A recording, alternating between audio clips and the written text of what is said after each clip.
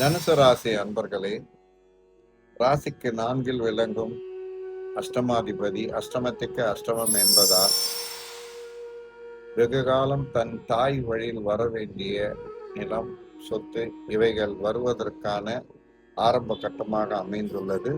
அவர் அவிட்ட நட்சத்திரத்தில் இருப்பதால் ராசிக்கு பூர்வ புண்ணியாதிபதி என்ற வகையில் பூர்வ புண்ணியமாகிய அத்தகைய சொத்துக்கள் வருவதற்கான அமைப்பு உண்டு.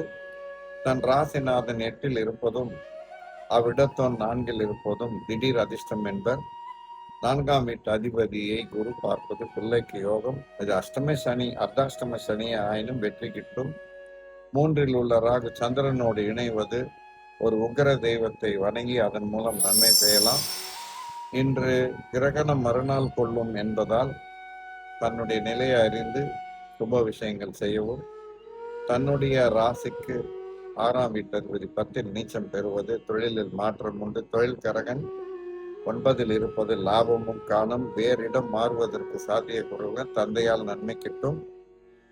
தன்னுடைய 2ஆம் வீட்டு அதிபதி 3இல் இருப்பதால் இளைய சகோதரரால் நன்மை உண்டு. போதிய அளவு வருவாய் முதலீடு செய்வதற்கு சாத்தியக்கூறுகள் அமைகின்றன. வீட்டில் முதலீடு செய்யலாம். இது நன்மை மிகும் காலமே ஆயினும் கோபம் கொள்ளாது செயல்படவும் ஒரு பிள்ளைக்கு நன்மை கிட்டும். வெளிநாளில் இருப்பேன் இரட்டிப்பு ஊதியம் பெறுவர்.